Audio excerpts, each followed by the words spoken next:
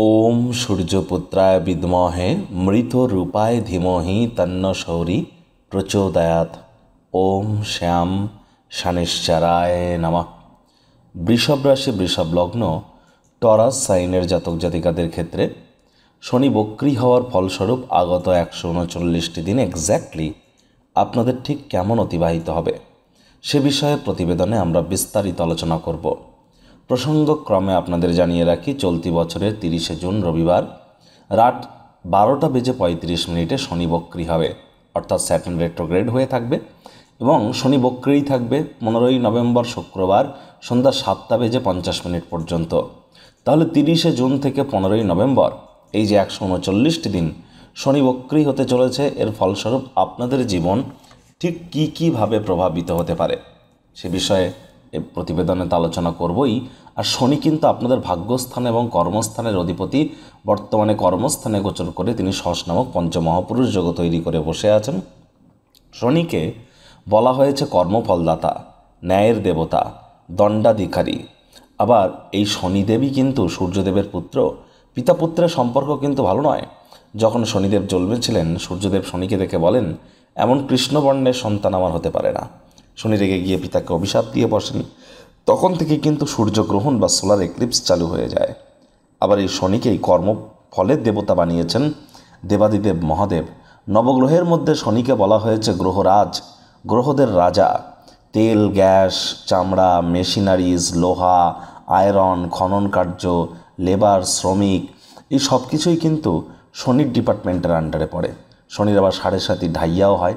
শনির 3টি দৃষ্টি আছে, তৃতীয়, সপ্তম, দশম দৃষ্টি। যে গৃহে আরোপিত হয় সেই গৃহকে শনি কিন্তু দুর্বল করে থাকেন। আর কোনো গ্রহ বক্রী হওয়ার অর্থ কী? দেখুন, অ্যাকচুয়ালি কোনো গ্রহ কিন্তু বক্রী হয় না। যদি সূর্য থেকে দেখেন তাহলে দেখবেন যে প্রতিটা গ্রহই তার নিজস্ব কক্ষপথ বা অরবিটে নিরবিচ্ছিন্নভাবে তার স্বনিয়ন্ত্রিত গতিতে ভ্রমণ করছে। কিন্তু যখনই আপনি পৃথিবী থেকে পর্যবেক্ষণ করবেন, মাঝে মাঝে আপনার মনে হতে পারে যে কোনো গ্রহের গতি থমকে গিয়েছে বা স্পিড হয়ে গিয়েছে। এর অর্থই আমরা বক্রী হিসাবে ধরি, কিন্তু আদতে এমনটি হয় না। পৃথিবী থেকে কর্নারের কারণে, অ্যাঙ্গেলের কারণে মাঝে মাঝে এই ধরনের অপটিক্যাল ইলিউশন বা চোখের ভ্রম তৈরি হয়ে থাকে, যাকে আমরা বক্রতা বলে থাকি। আদতে কোনো গ্রহই কিন্তু বক্র হয় না, এক্সেপ্ট রাহু অ্যান্ড কেতু। রাহু কেতুকে চোখে দেখা যায় না, আর এরা দুজন সর্বদাই শাস্ত্র মতে বক্রী চালেই চলে। নেগেটিভ প্ল্যানেট বক্রী হলে নাকি নেগেটিভিটি আরও বেড়ে যায়। আর শনিকে কিন্তু একটি নেগেটিভ প্ল্যানেট বা তামসিক প্ল্যানেটই বলা হয়েছে। আবার 2024 সাল কিন্তু শনিদেবের নিজস্ব বছর নিউমারোলজি ওয়াইজ 2+2+4=8, দ্যাট মিনস স্যাটার্নের ইয়ার। তাহলে শনির বছরে শনির বক্রী হওয়া এটি বহুলাংশে আপনাদের জীবনকে প্রভাবিত করবে। ঠিক কীভাবে আলোচনায় থাকবো, স্কিপ না করে পুরোটাই শুনবেন যদি ভিডিওটির প্রকৃত মর্মার্থ আপনারা উপলব্ধি করতে চান। পরিশেষে যদি প্রতিকারের আলোচনায় যেমন থাকি তেমনটি তো আছেই। আলোচনাটি ইন জেনারেল প্রেডিকশন হবে। এই পৃথিবীতে যতজন বৃষভ রাশির জাতক জাতিকা আছেন তাদের প্রত্যেকের জন্য। আপনি যদি চান আপনার ব্যক্তিগত ন্যাটাল চার্ট বা জন্মছকের সাথে সাথে গ্রহগত গোচরের ছক বা প্ল্যানেটারি ট্রানজিটের চার্টকে একসাথে কম্বাইন করিয়ে 100% অথেন্টিক পার্সোনাল বা ব্যক্তিগত গণনা এনি টাইম আমাদের দ্বারাই করাতেই পারেন। এজন্য স্ক্রিনে আমরা নাম্বার দিয়ে দেব। চাইলে ফেস টু ফেস অফিসে এসে সাক্ষাৎ করতে পারেন বা বাই ফোন কনসালটেন্সি গ্রহণ করতে পারেন। তো চলুন আলোচনায় প্রবেশ করা যাক। বৃষভ রাশি, বৃষভ লগ্ন, টরাস সাইনের জাতক জাতিকারা কালপুরুষের রাশি চক্র অনুযায়ী আপনার দ্বিতীয়তম রাশির আন্ডারে পড়েন। আপনাদের রাশির অধিপতি শুক্র। আর স্ক্রিনে আপনারা যে চারটি দেখতে পাচ্ছেন, 30শে জুন শনি যখন বক্রী হবে তখন আপনাদের গ্রহগত গোচরের ছক কিন্তু ঠিক এমনটিই দেখাবে। শনি আপনাদের ভাগ্যস্থানের অধিপতি, কর্মস্থানের অধিপতি। আর কর্মস্থানের অধিপতি স্বগৃহে বিরাজমান শশ নামক পঞ্চমহাপুরুষ একটি রাজযোগ তৈরি করে। তো শনি কিন্তু এখানেই আবার বক্রী হবে। আর এখানে বক্রী হয়ে কিন্তু শনি একটি ঘর পিছিয়ে ফলাফল দেবে। কোনো গ্রহ যখন বক্রী হয় সে একটি ঘরের পিছনের ঘরের ফলাফলও কিন্তু সে প্রদান করে। তাহলে ভাগ্যস্থানের ফলাফলও শনি দেবে। আবার শনির কিন্তু তৃতীয় দৃষ্টি থাকবে আপনাদের 12th হাউস, ব্যয়ের ভাবে, অর্থাৎ আপনাদের মোক্ষের ভাবে। শনির পূর্ণ দৃষ্টি থাকবে আপনাদের সুখভাবে, মাতৃভাবে, অর্থাৎ 4th হাউসে। এবং শনির অন্তিম দৃষ্টি থাকবে আপনাদের পার্টনারশিপের হাউস, দাম্পত্যের ভাব, কোর্ট কেসের ভাবে, বিজনেসের ভাবে। শনির দশম দৃষ্টি থাকবে। আর প্রথমেই আমরা আলোচনা করব, দেখুন ওভারঅল বলতে গেলে শনি যেই এই 139টি দিন বক্রী হচ্ছেন, টেনশন নেওয়ার কিন্তু কোনো প্রয়োজন নেই।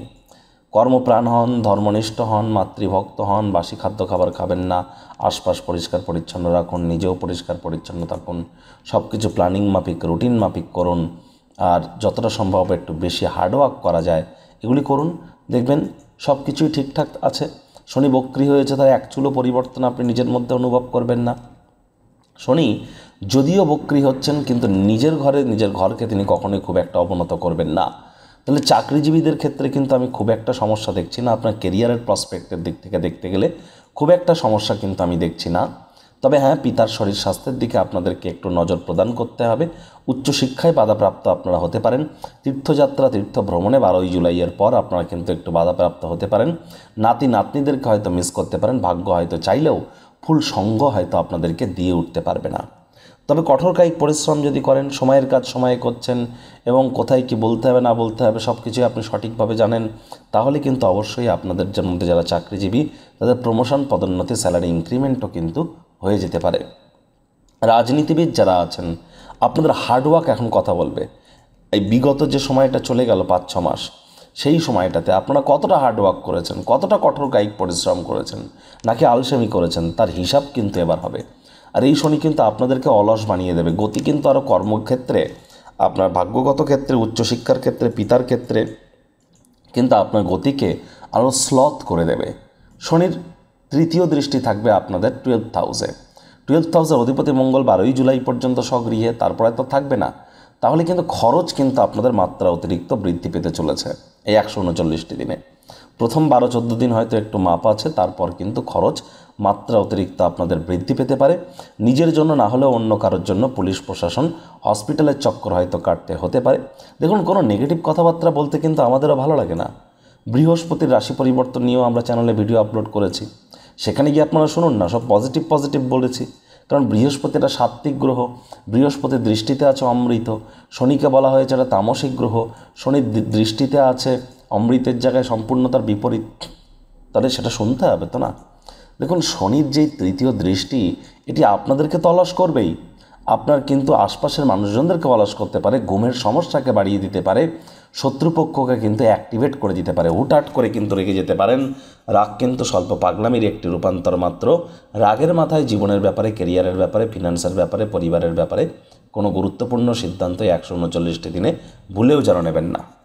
শনির পূর্ণ দৃষ্টি থাকবে কোথায়? আপনাদের 4th হাউসে। আপনাদের 4th হাউসের অধিপতিকে সূর্য। আগেই বলেছি শনি সূর্য পিতাপুত্রের সম্পর্ক ভালো নয়। তাহলে শনি তার পিতার গৃহকে তার পূর্ণ দৃষ্টি দিয়ে দেখছেন 4th হাউসকে। আর 4th হাউস থেকে আমরা কী জেনে থাকি? মায়ের ভাব, আমাদের শরীরের কিছু অংশের ভাব এবং শ্বশুর মশাইয়ের ভাব, জমি বাড়ি গাড়ির ক্ষেত্র।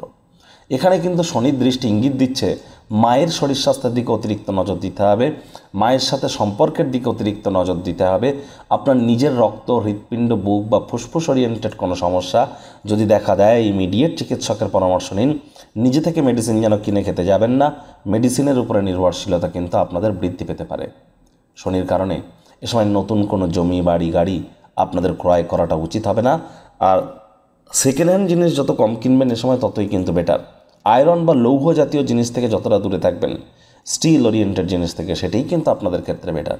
তবে হ্যাঁ, স্টিলের বা আয়রনের বা লোহার কোনো আংটি উইদাউট এনি জেমস্টোন আপনারা কিন্তু শনির আঙুলে মিডিল ফিঙ্গারে পরতেই পারেন।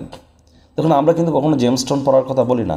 আংটি, তাবিজ, মাদুলি, পাথর, কবচ এগুলি পরে কিন্তু কোনো কাজ দেয় না অ্যাকচুয়ালি। যদি উন্নতি করতে চান, শুধুমাত্র কর্মের দ্বারাই কিন্তু সম্ভব। আর শনিদেব নিজেই তো কর্মফলদাতা। সঠিক কর্ম করে শনিকে সন্তুষ্ট করুন। এতদিন আপনারা স্যারের থেকে অনলাইনে কনসালটেন্সি নিয়েছেন, এবার দীর্ঘ প্রতীক্ষার অবসান ঘটছে। থাকছে স্যারের সাথে মুখোমুখি বসবার সুযোগ। প্রতি শনি ও রবিবার স্যার থাকছেন আমাদের তিলোত্তমা কলকাতায়।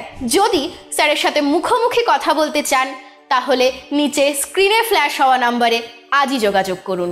জীবনকে সমস্যামুক্ত করতে কে না চায়?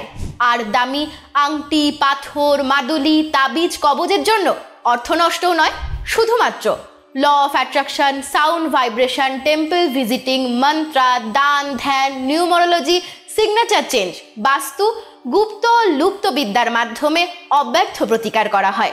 প্রতিকার সম্পূর্ণ বিনামূল্যে, কেবলমাত্র সার্ভিস চার্জ নেওয়া হয়ে থাকে। আজই আপনারা আপনার নাম বুক করান মাত্র 1 টাকার বিনিময়ে।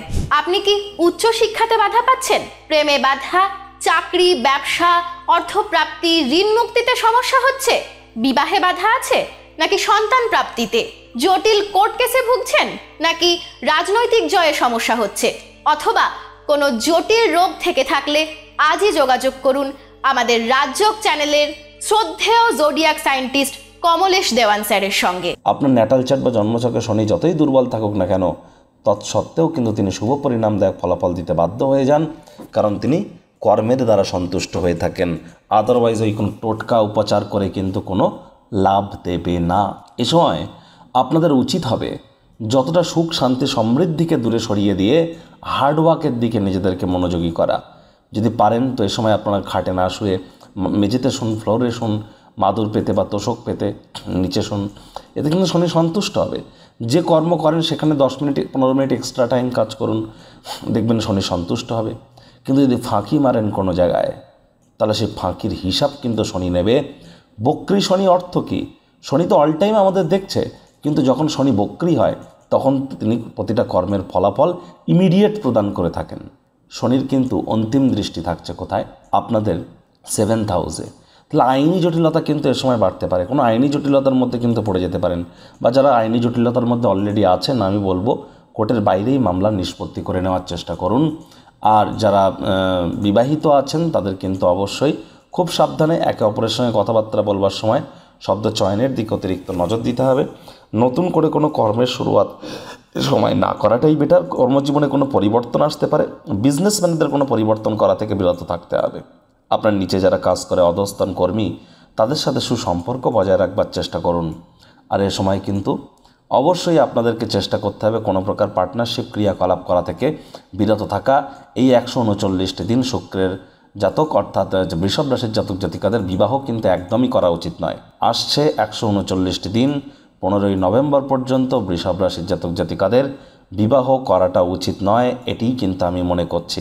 বিবাহ অগ্নি সাক্ষীর ব্যাপার, আর অগ্নি মানেই সূর্য, আর সূর্যের গৃহে শনির দৃষ্টি, এটি কিন্তু আমি আপনাদেরকে স্পষ্ট আকারে ইঙ্গিত দেব, একদমই করবেন না। তবে আয় ইনকামের খুব একটা ফারাক আমি দেখছি না, ঠিকঠাকই থাকবে আপনাদের যে ফ্যামিলির সাপোর্টও মোটামুটি আপনারা ঠিকঠাক পেয়ে যাবেন। আবার আপনাদের কিন্তু পেটের সমস্যা থেকেও আপনারা কিছুটা হলেও রিলিফ পাবেন। আর দাম্পত্য জীবনে বড়সড় সমস্যা দেখা দিলেও সেটা খুব ইজিলি রিজলভও হয়ে যাবে। আইনি জটিলতা দেখা দিলেও সেটা রিজলভ হবে, কারণ বৃহস্পতিরও দৃষ্টি আছে। এজন্যই তো বলছি, শুধু শনির রাশি পরিবর্তন শুনবেন না, বৃহস্পতির রাশি পরিবর্তনটাও শুনুন, ওভারঅল শুনুন। তারপর কিন্তু আপনারা একটা কম্বাইন করে নিজেরা একটা প্রেডিকশন নিজেদের জন্য করে নিতে পারবেন। কারণ এই আলোচনাটি পৃথিবীতে যতজন বৃষভ রাশির জাতক জাতিকা আছেন তাদের প্রত্যেকের জন্য, আপনার জন্য কিন্তু ব্যক্তিগত নয়।